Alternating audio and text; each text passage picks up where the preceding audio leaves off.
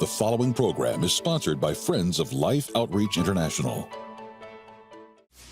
I wanted to make sure that I wasn't just conditioned to believe that Jesus physically, bodily rose from the grave. And I don't necessarily recommend this for everybody, but I told Audrey one day, my wife, so we're going to move to Oxford and I want to study if this really happened. And I heard for 3.5 years the greatest arguments against the physical bodily resurrection of Jesus. Jeremiah Johnston presents a body of proof, digging into Christianity's most important historical fact. Next on Life Today.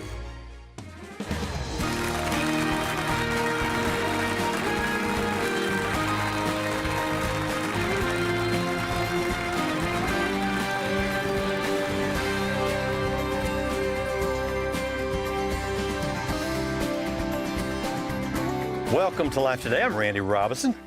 This is Tammy Trent. Hello. Jeremiah Johnston is with us today, and we're excited because as we roll into Easter, we hear a lot about the resurrection, of course. We celebrate this. It is foundational to what we believe, but do you know why you believe it? Do you actually really believe it? Or maybe you're questioning it and you want some answers. Well, you're going to enjoy today's show because Jeremiah has all of the answers. Isn't that right, Jeremiah? I have a few. So. You've got a few. Okay. So your book, Body of Proof, just dropped. Yes. Very exciting. And what I love about this is it helps to arm those of us who have faith with some knowledge. Yes. But I want to hear from you. Well, first off, it's so great to be back with you guys. We just so love the ministry of Life Today. And it's such a joy to be back having this conversation because He is risen. And that is what we focus on, not just this season, but every single day as a follower of Jesus Christ. We have hope. And the passion that I have is unlocking the evidence for the resurrection of Jesus, because we are followers of Jesus because of an event in history that actually occurred in real space and time. These are real people, real places, real events. Had we been there that day, we could have seen Jesus, hugged Him. He could have touched us. And yet so many believers are unaware of the best evidences on why we believe that Jesus came back from the dead, and even more so, why it even matters today. And so I did my PhD. You know, as a PhD, I know a lot about a little. The little I know a lot about is on the resurrection of Jesus. And so I marshaled the best of the best from studying in Oxford, but put it out where in about 2.5, 3 hours of reading, you're going to be fully up to date on not only the best evidences for the resurrection, but how living a resurrection-centric life empowers us in our points of greatest adversity. Wow. Why is it so important as a believer that I understand that it's a factual, that it's really something that really took place and happened? Why does it have to be so important to me? That is such a great question, and there's so many fun ways I could answer that, but I'll answer it in a fun way. Okay. Answer it in a fun way for me. Well, we wouldn't be here if the resurrection had not occurred in real space and time. I mean, in a devastating passage in 1 Corinthians 15, Paul says if Christ hasn't been raised, we're the most to be pitied. People should feel sorry for us, because if this event did not happen in space and time, in history, if it wasn't a real fact of history, then we should be pitied. And so, but he said, but Jesus has been raised from the dead, and therefore we can be steadfast, we can be vigilant, we can always be abounding in the work of the Lord, knowing that our labor in the Lord is not in vain.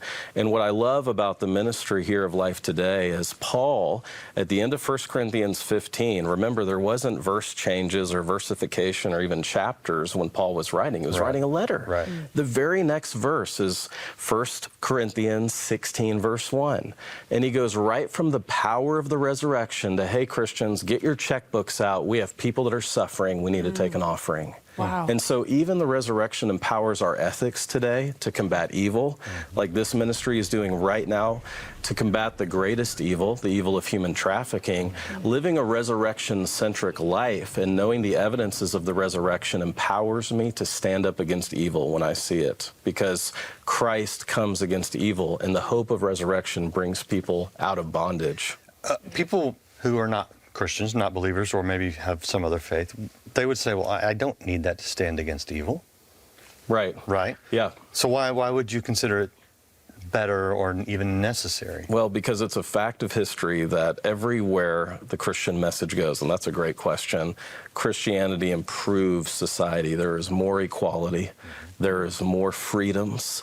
People are, it's no problem killing people in countries or enslaving people if God is whatever you want it to be. There's something about the Christian world and life view that honors life, that causes us to stand for the marginalized. And that's what you all do here at Life Today. And that's one of my 7 reasons of believing in the body of proof, is that everywhere this message of the resurrection goes, it changes not only hearts, but it changes society and communities. Yeah, it does. For the better. Exactly. At least when it's done right. Right. And I know some people that might be watching right now who might not be a Christian might be saying, but the church allowed slavery. Yeah. Great example of not following the words of Jesus or Right. following the Bible and the consequences, because those who were abolition movement helped to get rid of such evils. Absolutely. And the way that the resurrection empowered women, I wouldn't be a Christian without the impact of female leadership in my life. And when you think about, one of the points that I make in Body of Proof is, if we were making up a religion, if we were trying to hey, let's make something up to really trick people. We know Jesus didn't raise from the dead, but let's make up a story. They did a terrible job. They did it all wrong, because in the first century world, we would never have females being the first eyewitnesses of the resurrection of Jesus. Right. You wouldn't make it up that way. Right. You would do something better. And in fact, I'm an expert in 2nd and 3rd century works, and they seem to fill those gaps. These are not canonical works. They're not in the scriptures, but they seem to have Roman governors and even the Jewish high priests that are the first witnesses of Jesus' resurrection. The reliable sources. Yeah, exactly. Right. Not the according woman, to Dan Brown and scholars like him. Not the woman who used to be in an unseemly position worthy of death. Right, exactly. Yeah. So this evidence is so robust. And so what I wanted to do was, most Christians have never, there's 260 chapters in the New Testament. There's 300 passages where the resurrection's mentioned. If we don't understand the physical bodily resurrection of Jesus, we're really missing the key to our strength, because it's not just about Jesus' resurrection. The promise of John 14:19 is a promise that is given to the believer with more frequency than any other promise in the New Testament. Jesus said, because I live, you will live also. So our resurrection and Jesus' resurrection is linked, and that empowers us. Yeah. My goodness, I could sit and listen to you all day. You're so studied, first of all. And even when you 2 guys are talking, I'm like, wow, I'm just trying to keep up with Randy and his YouTube channel. I love it. Oh, but you know so much about the Word. And it makes me feel like when I'm sitting here, just like, why don't I know? Why don't I know? That's a great question. And I need to be a defender of my faith. I need to understand the depth of the resurrection, and I think I do. Right. But when I sit here and listen to you, Dr. Jeremiah, it's like there's something new that I'm getting from this for the first time as a believer my whole life. But you're so passionate, you're so studied. Was there ever a time in your life where you doubted all of this? You said, I don't believe it. Yeah, I wasn't a Christian thinker, and I wanted to become one. I wanted to make sure that I wasn't just conditioned to believe that Jesus physically, bodily rose from the grave. And I don't necessarily recommend this for everybody, but I told Audrey one day, my wife, so we're going to move to Oxford, and I want to study if this really happened. Yeah. And I heard for 3.5 years the greatest arguments against the physical, bodily resurrection of Jesus. Even in my Viva, which is my oral defense with Living Voice in Oxford, a Bible scholar who doesn't believe in the resurrection said, don't you just think that's imaginative storytelling? I share that story in the book. And I said, no, Professor, the evidence leads me to believe Jesus, yes, physically, bodily rose from the grave. And he said, I don't see it that way. Let's start your Viva. And he later passed me with commendation. It's now published in an academic series for the dozens that read academic monographs. But what's great, though, is the fact that I heard, to answer your question, the greatest comebacks, if you will, to the resurrection, and utterly unpersuaded by all of them. Here's the cool thing about our faith. Unlike any other religion or belief systems that you've mentioned, Christianity puts itself to the historical test, whereas other religions and isms eschew any kind of relation to history. For example, Christianity's closest cousin is archaeology. And so that's why with new discoveries, with Jewish burial traditions, we can learn more about the robust evidence for the physical bodily resurrection of Jesus. So archaeology is a huge friend of Christianity, and it's fun. It grows in our faith because as a believer, I have to pursue truth. Yes. The most dangerous place we can ever get to is if we're deceived. And by the way, when we're deceived, we're usually the last person to realize that we're being deceived. Yes, so Other people can see it. Yes. But it's a dangerous place when we stop pursuing truth. And Christianity had died. Luke 24, these two, we know one of them is Cleopas. We don't know the name of the other on the road to Emmaus. They had walked 7 miles from Jerusalem. And the force of the Greek is, we had hoped Jesus was the Messiah, but guess he's not. He died on the cross. They don't realize Jesus is walking with them. And what does he do? He shows them from the scriptures how they testified of him. And they said, were not our hearts burning within us? And so no one ever expected the message of the resurrection. No one believed that way in the first century. It was innovative. Well, yeah, I mean, it is kind of crazy to think somebody died and came back to life. It's a game changer. And ascended in bodily form. I mean, so let's be honest about that. It takes faith. It does. Why do we need evidence then? Because faith is not believing in the absence of evidence. Faith is believing in the evidence. We have faith in all kinds of things. We need to doubt our doubts, by the way, too. But I am a Christian because the evidence is so strong that Jesus physically, bodily rose from the grave. And so I've shared this story as well. It has a very real impact on my daily life. As I'm writing this book and as I'm praying through the pages, my wife has really helped me understand that when we make an evidential point, there should be an immediate pastoral point. Why does that matter to a mom like my wife who has 5 kids? That's great, you know that, but how does that help me be a better mom today? And so when I was writing Body of Proof, my little sister, Jenny Lee, she and her husband experienced a stillborn baby, 25 weeks. And we have ministered to my little sister through that. And that informed how I wrote Body of Proof, because of the resurrection.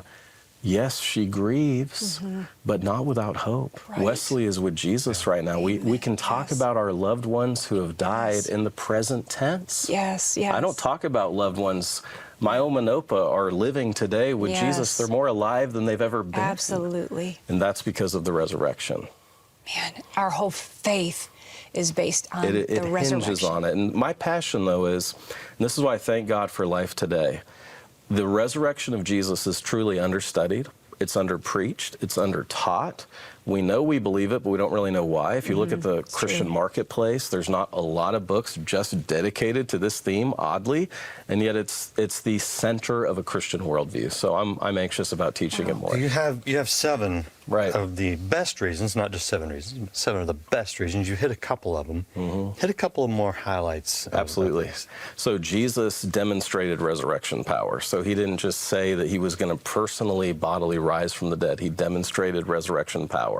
The widow of Nain's son. And by the way, the skeptic who's watching this, well, you're treating the New Testament documents as historical documents. Yes, I am. I'm looking at them through a critical eye, treating them as historical documents.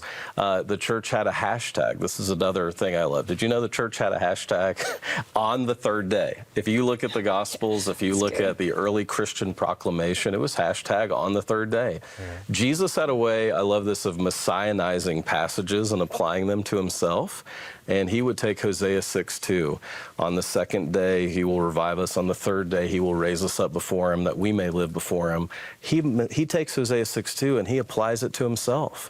And in Mark 8:31, Mark 9:31, Mark 10:33 and 34, Jesus predicts his forthcoming death and resurrection on the 3rd day. Now, keep in mind, do you remember Peter? He didn't want to hear anything about that. He said, "Not so, Lord." And do you remember what Jesus said to Peter? "Get behind me, Satan." So even the disciples didn't quite get it. And that's why we have the words of institution, communion, do this in remembrance of me. They still didn't quite understand. They were hoping for a conquering Messiah that would kill the Romans, vanquish a corrupt corrupt priesthood and purify all of Israel. They didn't understand the Messiah was going to die. And so that's why Jesus said, that's why he had to predict it. And there's something innovative about the book. There is, I'm delighted to say, an original contribution to knowledge. There's a new argument for the resurrection, and that there was no psychological reason to invent a resurrection narrative in the Christian message. Judaism is a coherent religion. They already believed in an eventual resurrection. They could have honored Jesus as a great rabbi. Right. They didn't have to invent this whole resurrection story. Why did they? Because it actually happened.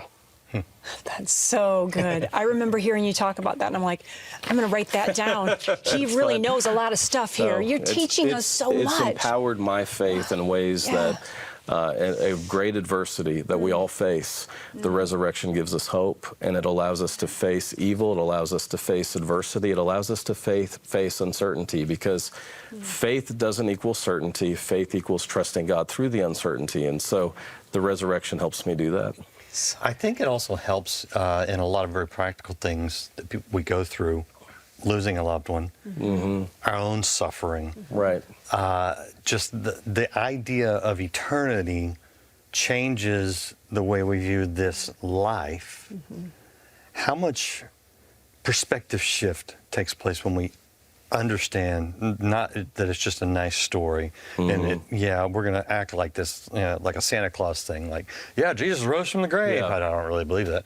When you actually look at the evidence, let the faith take root, and now my perspective has shifted towards eternity. Right. How does that impact everything in life? Well, you're hitting on something, Randy. It's the center of a Christian worldview. And by the power of the Holy Spirit within us, our worldview can change. We become converted to Jesus Christ. He begins to change our worldview. And then when we begin to realize that we're not living for the 80 or so years on this earth, we're living for all eternity, and we know we are going to live again. In fact, it's fascinating to me. The New Testament talks more about the resurrection than it even does heaven. Someday, this new heaven, this new earth, we are going to live physically in a new heaven, new earth. Yes, we're going to live in heaven immediately when we die, but a new heaven and a new earth is coming. And the early writers of the New Testament seem fascinated by the fact that it was all about a resurrection-centric faith. And so they were able to look through the adversity, the challenges that they faced. They did so with hope. That's why they were able to be steadfast, immovable, always abounding in the work of the Lord. And Paul passed on that legacy when he wrote 1 Corinthians 15. We see this in 1 Peter chapter 1, verse 3. Because of the resurrection, I've loved this, 1 Peter chapter 1, verse 3. Because of the power of the resurrection, God keeps our salvation protected.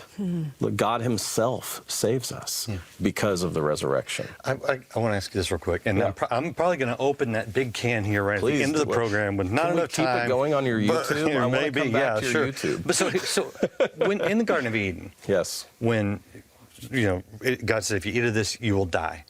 They ate of it. They died or didn't die, right? We would say physically they did not die, but spiritually there was a death. Right. When we talk about resurrection, do we need to talk about it in future tense, or can we look at the salvation work of spiritual rebirth and already taste the resurrection now? Absolutely. That's a great, again, perspective. Because of the resurrection, we can talk about it in the present tense. We're already glorified with Christ in heaven, Ephesians tells us. And so, yes, that reality is true. It's now and not yet. When we face the resurrection. It's now and not yet. We know we're already seated with him in glory. Soon we'll see him. It says through a glass dimly, soon we'll see him face to face. And I'm looking forward to that day. I love it. And I love your point about it changing our perspective now and changing our actions and enabling us to go into areas with this newfound purpose to help people, to alleviate suffering. In fact, Tammy, we have an opportunity right now to do that. Yes, we do. It's an incredible opportunity that we've all been given to come together. Would you take just a moment and watch this? Tonight, there will be children in various parts of the world who will not be tucked into a warm bed by a caring loved one, who will not experience the security and safety of a permanent place they can call home. Instead, They will be found in streets filled with drugs and violence, or down alleyways teeming with strangers who could harm them. And for some, they will find themselves trapped in broken homes of grinding poverty and despair. All of this becomes a breeding ground for the unimaginable. Human traffickers who will target these children, kidnap, and force them into the sex slave trade. For most of these children, the sexual abuse will produce physical and emotional scars that will haunt them for the rest of their lives. For others, they may either die in captivity or simply disappear, never to be heard from again. These are the realities that no child should ever have to face, but they will. Every minute, 2 children will be exploited by a sex slave trader somewhere in the world. Who will be their next victim?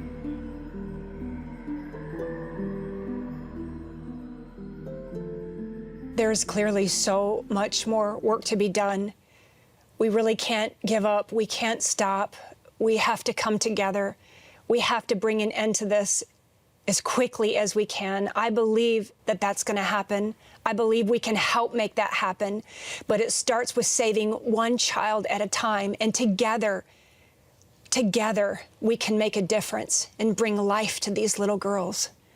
I kind of want to run up to that one guy that you saw in that roll-in where this dude's my age or older, and there's a little girl there, and you want to run up and go, stop. Right. In some cases we can, and we will, but in most cases I think the best course of action is to just get the little girl out of harm's way, to rescue these girls, to reach them before they ever are taken. Tell them, look, there's something better in life for you than this. Yeah. Restore them, give them that hope for a future. And that's what Rescue Life is about. It's about you guys enabling us to continue the work on the ground with our many partners around the world to in some cases, build a place for those who have been rescued to go and be restored and to hear the gospel and to learn a trade. All of this happens only because you care enough to reach out and say, yeah, we'll partner with you. And right now, Tammy, we've got that matching gift. Yeah. Very excited about that because, I mean, now that means that your gift today of $64 will reach a girl. Normally, it's an average of $128. That's just what it breaks down when we look at our overall operations, the number that we reach. But that's doubled today. So if you want to have a double impact, the gift of $128 will reach, rescue, or restore 2. A gift of $1,280 will reach, rescue, or restore 20. Whatever it is that you can do. Tammy, I know that we can not just reach into hell with a bit of heaven, but we can give a girl something to live for. Absolutely something to live for. And I'm sure that Randy, right now, they feel like they have nothing. They have absolutely nothing. I'm sure that they don't even know what to ask for at this point. They don't know what to pray because it just feels so hopeless, and every single day feels the same and looks the same. Will it ever change? Today, we have an opportunity to change that for them. And so we're asking you if you would consider partnering with us in that way to bring change to the lives of these little girls. I know it will change their lives forever. I want to give them hope. And I want to give them a better future. Let's do that. Innocent children and young people longing to be loved and cared for are being abducted and sold at the hands of violent predators, forced into the evil industry of human trafficking. Through Mission Rescue Life, you can reach out to warn children who are at risk for sex trafficking, rescue those already enslaved, and restore young lives and give them a future. With a generous $320,000 matching gift, now your gift of $128 to help reach, rescue, or restore one child can be doubled to help 2 children.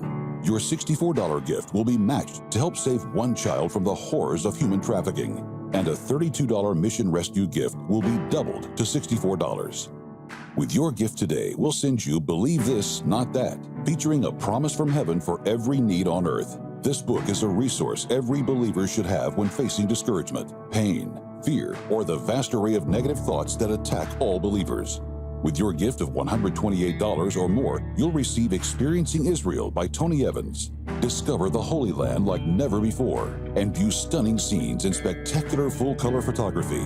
Also, find practical applications that bring the world of the Bible into your life today. Finally, please consider a gift of $1,280, which will now help save 20 children, and you may receive our inspiring bronze sculpture, Consider the Birds. Please call, write, or make your gift online. I remember the first time my wife Andrea and I stood right here. I mean, this place was a construction zone. There was mud everywhere. It was dirty and messy, and there were holes, so you had to really be careful like where you stepped. Yeah, but as the new foundations were laid, we watched this area completely transform. It became a place of safety, a place of beauty, a place of healing. It really is a picture of what this rescue is all about. So that's why we work alongside law enforcement. We participate in raids, and kids are freed. Kids are freed from slavery, and then they're brought to the Child Rescue Centre. But there is still so much more work to be done. Millions of children just waiting to be rescued. And together with your help, we can reach these children, rescue them, and restore them, body, mind, and soul. Please just do what you can. You will literally be setting these children free who are now enslaved and enabling them to reach their potential that God intended. I hope you are going online, going to the phone. Make the best gift you can. We can make such a huge difference in these people's lives. I think it's our calling. When you do that today, I hope that you will request Body of Proof, because Jeremiah Johnston will equip you to really just understand how the resurrection matters in our lives. What do you want people to walk away with when they pick this up? I want Christians to walk away knowing that Jesus said, I'm the resurrection and the life. Though you die, you will live. You will have everlasting life. And so empowering them to know the resurrection, the amount of truth, the data is so powerful that Jesus rose from the grave. But not only is it powerful in history, it's powerful in the present. And I want Christians to have a robust faith that is centered on the physical bodily resurrection of Jesus. It's going to be a game changer. And this is something they're going to be able to pass on to their children and their grandchildren as well. This teaching is one that has carried the church. Love it. Thank you so much for writing this book for me. For me and for so many others. Every believer needs to read this book. Yeah. Thank you for putting the time in, for putting the work in, for studying so hard. Thank you so much for watching, and we'll see you next time on Life Today. Hey, you can rest your head, and don't you worry, don't you worry, dear.